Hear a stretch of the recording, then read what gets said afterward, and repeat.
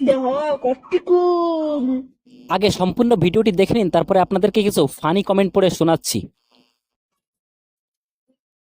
কেতক্ষণত কি দেহ কট্টিকুল আমি সরি করে আনছি ওই যে এদিকে গাড়ি আসে না ওই যে কি জানি না ভুলে গেছি গ্যারান্টি আনছি অনেক বড় বড় হয়েছে। হাই হাই, আমার থেকেও বড়।